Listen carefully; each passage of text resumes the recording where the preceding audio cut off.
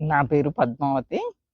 నేను హైదరాబాద్ నుంచి సహారా ఎస్టేట్‌లో ఉంటామండి మేము హైదరాబాద్‌లో. నేను గుడాకేష్‌కొచ్చి 2021లో వచ్చాను. నన్ను ఈ గుడాకేష్‌కి పరిచయం చేసిన కేవీపీ శశి. ఆ అమ్మాయి నాకు పెద్ద కూతురు లాంటిది. ఈ గుడాకేశ పరిచయమే ఒక వరం. నిజంగా చెప్పాలంటే ఇందులోకొచ్చినాక ఎంతో మార్పు చెందాను. ఎన్నో నేర్చుకున్నాను. ప్రభోస్ సారు వెంట ఎంతో జర్నీ కూడా చేశాను. చాలా చాలా నేర్చుకున్నాను. ఇంత ముందుకు అంటే ఇప్పుడు ఏ స్థితి నుంచి ఏ స్థితికెళ్ళినామనేది నాకు బాగా అర్థమవుతుంది. ఇంకొకటి హిమాలయ కట్టిన తర్వాత ఇది ఫస్ట్ టైము గ్యాప్ వచ్చేసింది రావడానికి.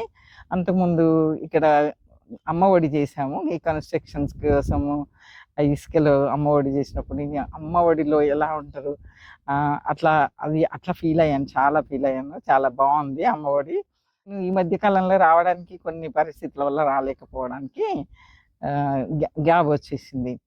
ఇప్పుడు ఎప్పుడెప్పుడు చూద్దామా? ఎప్పుడెప్పుడు చూద్దామా? అని అనుకుంటున్నాము. లైవ్‌లో చూస్తూనే ఉన్నాం. ఫ్రెండ్స్ అందరూ కనపడుతుంటారు అప్పుడప్పుడు. ఇక ఈ రోజుకు కుదిరింది నేను రావడం అయింది. వచ్చిన తర్వాత వచ్చి అలా లోపలికొస్తున్నప్పుడు అందరూ హగ్ చేసుకొని అన్నీ చేస్తున్నప్పుడు ఒక బ్రహ్మానందం. ఇంతకంటే బ్రహ్మానందం ఇదే కదా! ఇంకంతకన్నా ఏముంటుంది? అలా అనిపించింది. ఎంత బాగుందంటే ఇక్కడ అద్భుతంగా. ఈ ఆత్మీయత అంటే ఇది కదా! కరుణ, ప్రేమ ఇవన్నీ గూడా ఎక్కడ దొరుకుతాయి మనకి బయట. ఈ ఒక ఆత్మ బంధువులు ధ్యాన మందిరం దగ్గర దొరుకుతాయి. ఇవి నేను చాలా చాలా అవి అనుభవిస్తున్నాను. ప్రభు సార్ క్లాసెస్ వింటూ ఉంటే మనలా వేలు పట్టి నడిపిస్తున్నట్టుగా ఉంటాయి. ఎన్నో విషయాలు నేర్చుకుంటుంటాము. సారు కొత్త కొత్త టెక్నికల్స్ చెప్తూ ఉంటారు. స్టాండింగ్ అంటే ఇంతకుముందు కూడా చేశాము.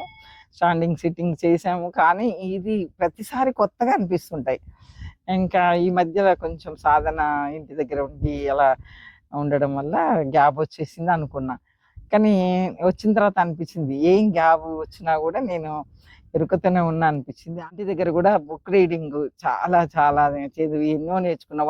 సార్ అన్నారు, "మీరెవరన్నా ఎలా ఫీల్ అయ్యారు ఒంటరిగా ఇంట్లో ఉన్నప్పుడు, ఎవ్వరు లేనప్పుడు ఎలా ఫీల్ అయ్యారు?" అని అడిగారు. అంటే భయపడ్డారా? లేకపోతే హ్యాపీగున్నారా? అని జెప్పి అంటే హ్యాపీగున్నామని హ్యాపీగుంటే చేతులెత్తన్నారు. నేను ఫస్ట్ చేతులెత్తాను. అంటే ఒంటరితనం అనేది మనిషికి తప్ప ఇంట్లో ఉంటేనే ఎవరైనా 10 మందిలో ఉన్నా ఒంటరిగా ఉన్న ఫీలింగ్ ఉండదు. నాతో నేనుంటాను. ఆహ్, ఒంటరిగున్న 10 మందిలో ఉన్న ఫీల్ అయితాను. మొన్న ఒకసారి అందరు ఫోన్ చేసి ఎందుకు రావట్లేవు అని ఇక్కడ అడిగారు. అడిగినప్పుడు మిమ్మల్ని అందరిని ఎవ్వరిని మిస్ అవ్వట్లేను. నేను అక్కడే ఉన్న ప్రభోస్ సార్ దగ్గర మీ అందరిలోనే ఉన్న ఫీల్ అవుతున్నా. నేనేం మిస్ అవ్వలేదు అని చెప్పి అందరూ కూడా హ్యాపీగా ఫీల్ అయ్యారు. ఓహ్! ఇది నిజంగా ఒక కొత్త ప్రపంచం, ఒక బంగారు లోకంలాగా అనిపిస్తుంది. హ్మ్. చాలా అద్భుతంగా మీరు ఎవ్వరైనా సరే ఇలాంటి ఒక ఇక్కడికొచ్చినామంటే ఈ స్నేహ బంధాలు గాని, ఆత్మీయత గాని, ఒక ధ్యానంలోకొచ్చినంక మన ఉన్నత స్థితి ఏ స్థితికి మారింది, మనం ఏమేం మార్చుకోగలము, ఎలాంటి సిట్యుయేషన్‌లో ఉన్నాము. ఒకప్పుడు బ్రతికాను, ఇప్పుడు జీవిస్తున్నాను. ఏంటండి జీవితం బ్రతకడం, జీవించడం ఏంటి దానికి డిఫరెన్స్ అని అనిపియచ్చు. కానీ బ్రతకడం అంటే తిన్నామా, పన్నామా, ఉన్నామా ఇది ఒక సంసారం, పిల్లలు అది అంతే కామన్.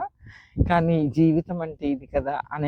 అలా అనిపిస్తుంటది. ఇందులో ప్రతి క్షణాన్ని మనం అనుభూతి చెందుతాము, ఆనందిస్తాము. ఎంత ఆనందం అంటే ఈ వయసులో ఎంత సార్‌తోనే ఉంటే కాలమే తెలియదు. ఊరికే ఇలా, ఇలా, ఇలా గడిచిపోతుంటది. డాన్సులు, పాటలు ఎంతసేపు ఇంకా ఎన్నో జ్ఞానము అన్నీ నేర్చుకొని ఇక్కడున్నంత సేపు హాయిగా ఏది గుర్తు రాకుండా అలా గడుస్తుంది. చాలా చాలా హ్యాపీ. అందరం ప్రొద్దున్నే లేవడం, ఒక దినచర్యలు కూడా బాగుంటాయి ఇక్కడ. కోలాటాలేమి, ఆటలు, పాటలు ఎవరికి నచ్చినట్ల వాళ్ళు.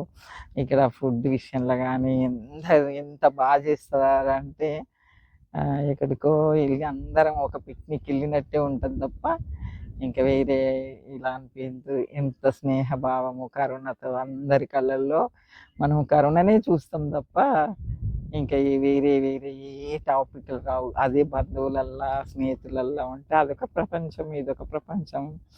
ఇది నిజంగా కొత్త లోకం. నా జన్మ నేను సార్థకం చేసుకుంటున్నాను అనిపిస్తుంది నాకు ఇవన్నీ చూస్తుంటే. చాలా హ్యాపీనెస్.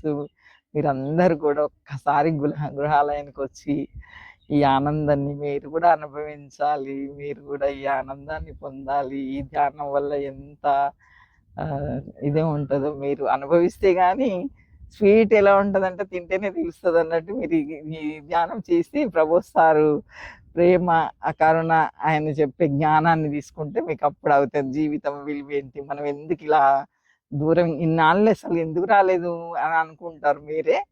ఒక్కసారి వచ్చి ఇది అనుభూతి చెందండి, అనుభవించండి, ఆనందించండి.